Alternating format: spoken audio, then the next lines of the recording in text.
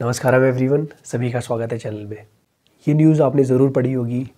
सदगुरु ने अपनी वाइफ का मर्डर किया था और फिर आपके सामने कुछ लोग एक न्यूज़पेपर की कटिंग दिखाएंगे और एक एफआईआर की कॉपी दिखाएंगे और आप देखोगे और बोलोगे कि हाँ यार, सदगुरु के ऊपर तो ऐसे चार्ज लगे हैं, और फिर आप सदगुरु को सुनना छोड़ दोगे। ऐसा बहुत सारे लोगों के साथ हुआ और बड़ी एक फेमस डॉक्यूमेंट्री भी थी अभी जो लोगों ने देखी, और बहुत सारे जो लोग थे उनके मुझे मैसेज भी आए कि यार भैया, सदगुरु से के ऊपर से मेरा भरोसा उठ गया है। तो फिर उनको मैंने सारी सच्चाई बताई थी और आज मैं आप लोगों के सामने भी इस वीडियो में बहुत सारी चीज़ें बताने जाऊँगा। आई होप कि आपको सही जानकारी मिले और आपके कॉन्सेप्ट क्लियर हो। ओके, जैसा कि सदगुरु बताते हैं कि उनकी वाइफ ने महासमाधि ली थी।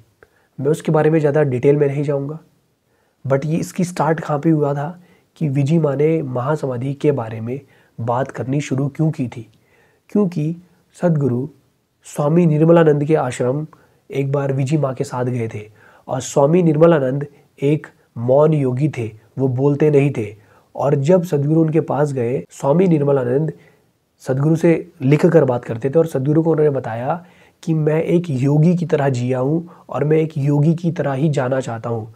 वो सिंपल ये कह रहे थे कि मैं इस शरीर को अपनी इच्छा पर छोड़ना चाहता हूँ, यानी समाधि लेना चाहता हूँ, महासमाधि लेना चाहता हूँ। महासमाधि का मतलब ये है कि आपने इस शरीर को बिना नुकसान पहुँचाए इस शरीर को छोड़ दिया। अगर आप शरीर का पोस्टमार्टम करोगे तो आप इस शरीर में ये नहीं बता पाओगे कि इस बॉडी में कौन सी चीज़ फेल हुई थी, क्योंकि फेल हुई नहीं।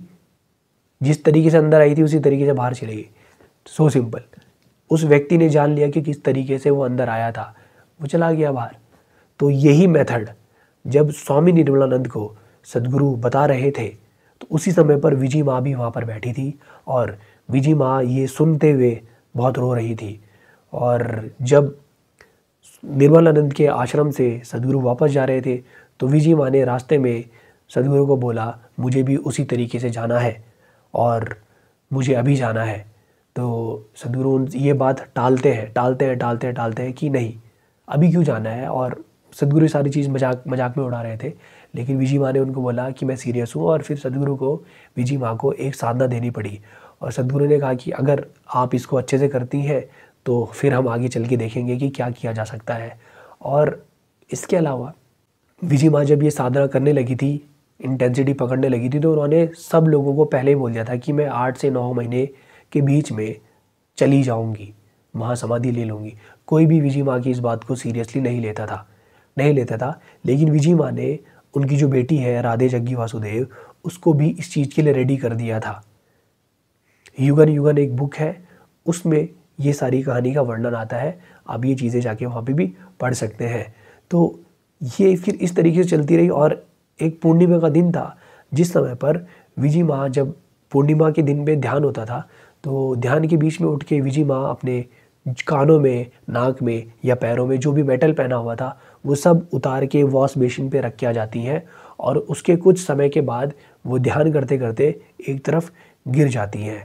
तो ये बात जब सदगुरु को पता चलती है तो सदगुरु आते हैं, विजी माँ को रिवाइव करने की कोशिश करते हैं। क्योंकि कभी कभी ऐसा होता है कि जब आप ध्यान की गहरी अवस्थाओं में जाते हो तो शरीर के साथ आपका जो कांटेक्ट होता है वो बहुत कम हो जाता है, तो आपको वापस लाना पड़ता है। जैसे रामकृष्ण परमहंस भी समाधि की गहरी अवस्थाओं में चले जाते थे तो उनके कान में एक मंत्र बोल के उनके डिसाइपल उनको वापस लाते थे। इसी प्रकार से सदगुरु भी जब बहुत गहरी अवस्थाओं में चले जाते थे तो उनके पैर भी ठंडे पड़ने लगते थे, तो उनके जो डिसाइपल हैं वो उनको वापस लेकर आते थे। इसी प्रकार से जब सदगुरु ने देखा कि विजी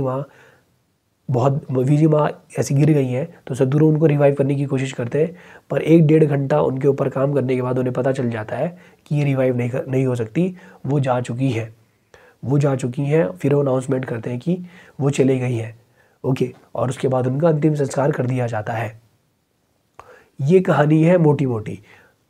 आपको अगर डिटेल में कहानी पढ़नी है तो आप युगन युगन बुक में जाकर युगन युगन योगी बुक में जाके पढ़ सकते हैं। और इंग्लिश में उस बुक का नाम है सदगुरु मोर देन अ लाइफ। वहाँ पर पूरी डिटेल में ये एक चैप्टर में बताया गया है।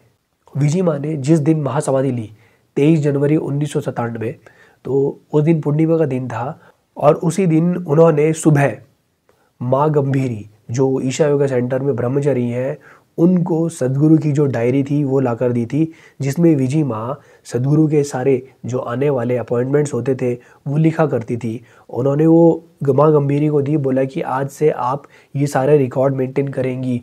तो फिर माँ गंभीरी बाद में बताती है कि मुझे विजी माँ के जो ग्रैंड प्लान था उसके बारे में कोई जानकारी नहीं थी, मुझे नहीं पता था कि वो आज के बाद मैं उनको नहीं देखूंगी। तो ये सारी चीज़ें हैं, आप वो बुक में जाके पढ़ सकते हैं। फिर आप ये डेट ध्यान रखना कि 23 जनवरी 1997 को विजी माँ ने महासमाधि ली, और अगर उनके घर वालों को सदगुरु के खिलाफ कोई भी शक था तो 23 जनवरी, 24 जनवरी, 25 जनवरी, 26 जनवरी, 27, 28, 29, 30, 31 इनमें से किसी भी एक तारीख को आकर सदगुरु पे एफआईआर कर दी जा सकती थी। यह फरवरी में करते, मार्च में करते, अप्रैल में करते, मई, जून, जुलाई, अगस्त, सितंबर, अक्टूबर में जाकर उनके ऊपर एफआईआर करी गई। ओके, एफआईआर अक्टूबर में हुई है, 8 से 9 महीने के बाद एफआईआर हो रही है। ऐसा क्यों? जब शक था तो उसी समय पे कर देना चाहिए था। मैं आपको बस एक बात बता रहा हूँ कि ऐसा क्या हुआ 8 या 9 महीने के बाद कि उनके ऊपर एफआईआर कर दी गई। तो मैं आपको बताऊँगा। आप कहोगे ये तो हो सकता है कि उनके पास तथ्य ना हो इसलिए उन्होंने 9 महीने के बाद या 10 महीने के बाद एफआईआर करवाई। ओके, हो भी सकता है, सही बात है, बिल्कुल हो सकता है। लेकिन इसके पीछे की आप कहानी और सुने तो होता क्या है कि उस समय पर ध्यान लिंगम का कॉन्सिक्रेशन चल रहा था, और आज से पहले भी जब ध्यान लिंगम कॉन्सिक्रेशन करा जाना चाहिए था, जैसे सदगुरु बताते हैं कि पिछले लाइफ टाइम में सदगुरु श्री ब्रह्मा के समय उनको अनेकों चीज़ों का सामना करना पड़ा था और ध्यान लिंगम कॉन्सिक्रेशन पूरा नहीं हुआ था। इसी प्रकार से भोजपुर में एक ऐसा शिवलिंग जिसमें 7 चक्र प्राण प्रतिष्ठित करे जाने थे वो 2 बार फेल हुआ था। जो योगी उस लिंगम को कॉन्सिक्रेट करना चाहते थे वो 2 बार फेल हुए थे और वो पूरा नहीं हो पाया था। ये इतना बड़ा प्रोजेक्ट था क्योंकि ध्यान लिंगम को कॉन्सिक्रेट करना, 7 चक्रों को एक ही जगह पर कॉन्सिक्रेट करना उनकी चरम सीमा तक मानो स्वयं महादेव को धरती पे बुलाने के बराबर हो। और अगर आपको महादेव को धरती पर बुलाना है और चाहते हैं कि महादेव यहाँ पर बैठे तो वो बहुत बड़ी अमाउंट आपसे मांगेंगे। सदगुरु कहते हैं कि मैं अपने साथ बहुत सारे लोग, हम अपनी बलिदान देने को तैयार थे, किसी भी तरीके से ये चीज़ करनी थी। क्यों करनी थी? क्योंकि ध्यान लिंगम एक ऐसा एनर्जी स्पेस है, एक ऐसा लिंगम है जो आपको एक गुरु की तरह गाइड करेगा, जो आपको जब ज़रूरत होगी तो ध्यान लिंगम की एनर्जीज आपके लिए अवेलेबल होंगी। आप अगर एक गुरु की खोज कर रहे हैं, आपके अंदर इच्छा है जानने की, तो ध्यान लिंगम की एनर्जीज आपके लिए अवेलेबल होंगी। और अगर सदगुरु झूठ बोल रहे थे तो ध्यान लिंगम को कॉन्सिक्रेट कर देते, उसके बाद और भी बाकी जो एनर्जी स्पेसेस हैं वो क्यों उन्होंने कॉन्सिक्रेट किए। लिंग भैरवी देवी बेंगलोर में नाग प्रतिष्ठा कर रहे हैं, अभी ईशा योगा सेंटर जो कोयम्बटूर है वहाँ पर काल भैरव मंदिर बन रहा है। क्यों बन रहा होगा ये? अगर आप आज से पहले वाले योगियों को बड़ा मानते हैं जिन्होंने काशी में मंदिर स्थापित किए, या जिन्होंने केदारनाथ में मंदिर स्थापित किया, या जिन्होंने अनेकों आदिशक्ति के पीठ स्थापित करे, अगर वो बड़े हैं तो आपको सदगुरु को मानने में क्या जा रहा है? वो भी तो इतने सारे एनर्जी स्पेसेस को एस्टेब्लिश कर रहे हैं। अगर वो लोग जो आज से पहले जिन्होंने मंदिर स्थापित किए वो योगी हो सकते हैं, तो आज की डेट में तो सदगुरु के अलावा कोई और एनर्जी स्पेसेस एस्टेब्लिश कर ही नहीं रहा है, इतने बड़े बड़े एनर्जी स्पेसेस एस्टेब्लिश नहीं कर रहा है। मंदिर हो रहे हैं प्राण प्रतिष्ठित, पर जिस तरीके से वो लोग कर रहे हैं प्राण प्रतिष्ठा, अपने प्राणों के द्वारा प्रतिष्ठित करना, ये बहुत बड़ी बात होती है। बड़े बड़े योगी होंगे आज की डेट में भी जो पब्लिक में नहीं आते, मैं उनकी एग्जिस्टेंस को डिनाई नहीं कर रहा हूँ क्योंकि मुझे उनके बारे में पता भी नहीं है। तो ये जो कहानी चल रही है वो ध्यान लिंगम से रिलेटेड ही है। तो ध्यान लिंगम की प्राण प्रतिष्ठा में आज से पहले भी बाधाएं आई थी और इस बार भी बाधा आने ही वाली थी, क्योंकि जिस प्रकार से ध्यान लिंगम का कॉन्सिक्रेशन आसानी से चल रहा था, ऐसा सदगुरु कहते हैं कि मैंने सोचा भी नहीं था कि इतनी आसानी से हम उस जगह तक पहुँच जाएंगे जिस जगह तक वो पहुँच चुके थे। लेकिन वो बताते हैं कि उनके अंदर कहीं ना कहीं एक डाउट था कि कोई ना कोई बड़ी परेशानी आएगी ही आएगी, क्योंकि ध्यान लिंग प्राण प्रतिष्ठा करना इतना आसान नहीं था। अपने पिछले जीवन काल से भी वो जान चुके थे और आज से पहले भी जो ध्यान लिंगम बनाने की कोशिश करी गई थी वहाँ से भी वो जान चुके थे कि ये इतनी आसानी से नहीं होने वाला है, कोई ना कोई बाधा तो आएगी। और बाधा आ गई जब विजय माँ ने महासमाधि ली, क्योंकि जो कार्य उन्होंने शुरू किया था विजय माँ के साथ, वो विजय माँ के जाते ही उस जगह पर पहुंच गया जहां से उन्होंने शुरू किया था। मतलब 1-1.5 साल जो विजय माँ के साथ रहकर प्राण प्रतिष्ठा करी गई थी ध्यान लिंगम की, वो सब व्यर्थ हो गया। और अब उनके पास 1-1.5 साल से ज़्यादा समय नहीं था।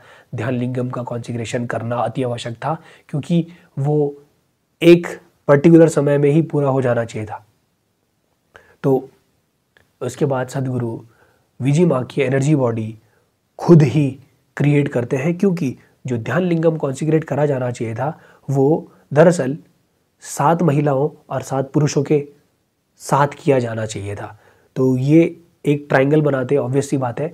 तो 7 पुरुष इसलिए क्योंकि ये पिंगला नाड़ी को रिप्रेजेंट करते हैं, और 7 महिलाएं इसलिए क्योंकि ये ईड़ा नाड़ी को रिप्रेजेंट करते हैं।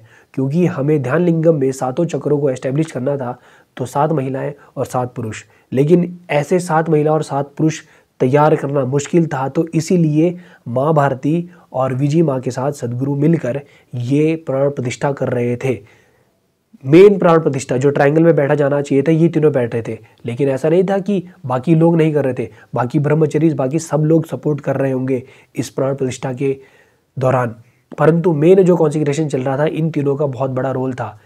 अब आप ये कहोगे कि माँ भारती तो फीमेल है और माँ विजय माँ भी फीमेल है, तो ये एक व्यक्ति ईड़ा और एक व्यक्ति पिंगला कैसे कर रहा है कंट्रीब्यूट। तो माँ विजय जो है वो प्योरली इमोशन बेस्ड थी, और जो भारती माँ है वो टोटली लॉजिक के साथ चलती थी। और ऐसा क्यों था इसके बारे में मैं आपको बता देता हूँ। सदगुरु श्री ब्रह्मा के एक डिसाइपल थे जिनका नाम था विभूति। वो उनके साथ किसी एक मंदिर में जाते हैं और वहाँ पर जाकर 6 महीने तक वो पूरा प्लान करते हैं कि हम अगली बार आएंगे तो किस प्रकार से हम लोग प्राण प्रतिष्ठा करेंगे।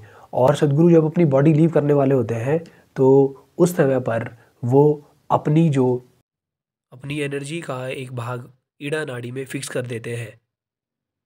जब वो अगली बार आए तो 2 पिंगला के साथ आए, क्योंकि सदगुरु पहले ही जानते थे कि इस समय पर ध्यान लिंगम एस्टेब्लिश करने के समय पर हमें एक ऐसी महिला की ज़रूरत पड़ेगी जो महिला तत्व से मतलब इमोशनली बिल्कुल स्टेबल रहे। 2 पिंगला के साथ आई और माँ भारती ने अपना रोल बहुत ज़बरदस्त तरीके से निभाया।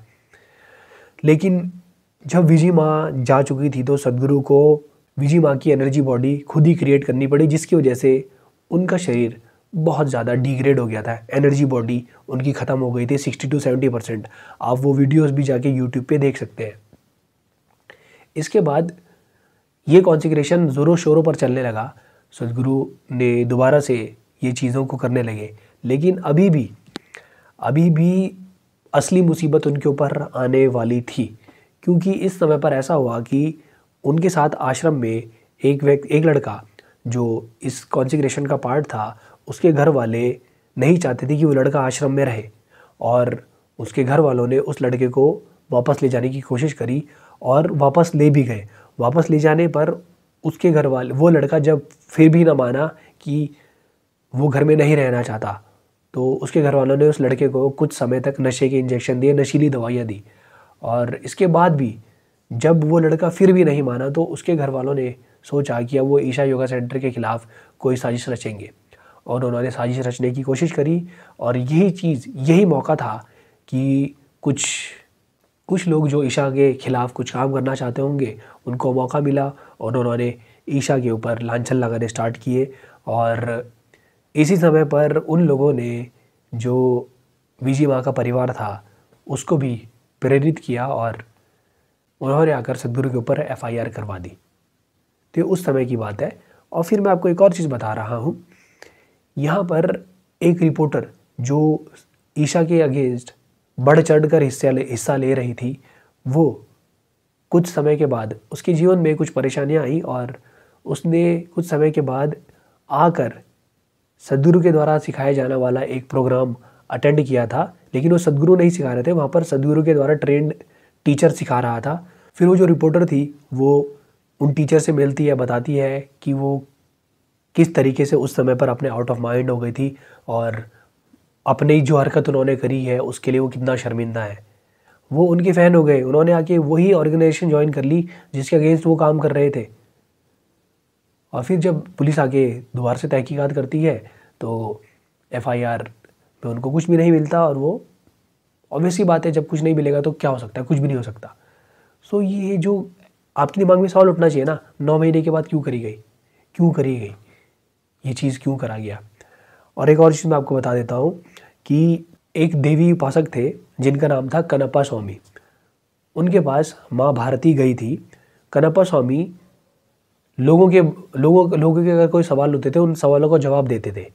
ओके, ऐसा भारत में कल्चर है, बहुत सारे लोग ये इस बात को भी जानते होंगे।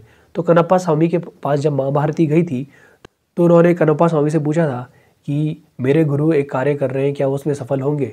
तो कनप्पा स्वामी ने कहा कि आपके गुरु तो महासागर है, परंतु इस समय पर उनके ऊपर एक विपदा आने वाली है। और ये बात कनप्पा स्वामी ने रोते हुए गई थी, उनके आंखों में आंसू थे। पर आखिर में ये बोला था कि आपके गुरु सफल होंगे पर उनके ऊपर विपदा आएगी, और वैसा ही हुआ। बीजी माँ की महासमाधि के बाद सद्गुरु की हेल्थ बहुत ज़्यादा डिग्रेड हो गई थी, और उनके ऊपर युगन युगन किताब में लिखा गया है कि ईशा का काला दौर उस समय पर स्टार्ट हुआ जब उनके ऊपर एफआईआर करवाई गई, और वो जो दौर था जब सारी पब्लिक उनके अगेंस्ट हो गई थी। लेकिन उस माहौल में भी उन लोगों ने अपने आप को साबित किया, जो वो बोलते थे वो उन्होंने करके दिखाया। और आज अगर आप ईशा योगा सेंटर जाओगे, पूरे तमिलनाडु में जाओगे, कहीं पर भी जाओगे, तो लोग मरते हैं उनके लिए। और थोड़े समय पहले मैंने देखा था कि कुछ लोग सद्गुरु के खिलाफ़ कुछ बोल रहे थे, तो वहाँ के जो लोकल लोग थे उन लोगों ने प्रोटेस्ट किया था उन लोगों के खिलाफ़। बहुत सारे लोग बोलते हैं ना कि उन्होंने जंगल की ज़मीन ले ली, एलिफेंट कॉरिडोर में बना रखा है। इसकी अगली वीडियो बनाऊंगा इसके ऊपर पूरी। तो ये सारी चीज़ें हैं। आप इस चीज़ को समझना कि आपके सामने अगर कोई बात आई, एक लाइन बोल दी गई, ज़रूरी नहीं है इस पर पूरा भरोसा करना है। आप अपनी तरफ से जाके सर्च करो। किसी ने वीडियो बना दी और आपने उसी को सच मान लिया, ठीक है। मैंने जब उस वीडियो को डिबंक करने की कोशिश करी थी तो मैंने बताया था कि अगर आपको एक बहुत बड़े सर्कल के एक छोटे से पार्ट को दिखाऊंगा तो आपको स्ट्रेट लाइन लगेगी, पर वो स्ट्रेट लाइन है नहीं, वो सर्कल का भाग है। आज से पहले लोगों को लगता था कि धरती चपटी है, पर धरती चपटी थोड़ी है। धरती क्या है? स्फेरिकल है, ऑब्लेट स्फेरॉइड। तो पूरी पिक्चर देखें, पूरी कहानी देखें कि पूरी कहानी है क्या। ऐसे भी किसी छोटर पुटर वीडियो पे भरोसा ना कर ले। आई होप कि आपको वीडियो अच्छी लगी है। मिलेंगे आपसे अगली वीडियो में। किसी और टॉपिक पे वीडियो चाहते हैं प्लीज़ कमेंट सेक्शन में कमेंट करिएगा। मिलेंगे आपसे अगली वीडियो में, तब तक के लिए नमस्कारम, धन्यवाद।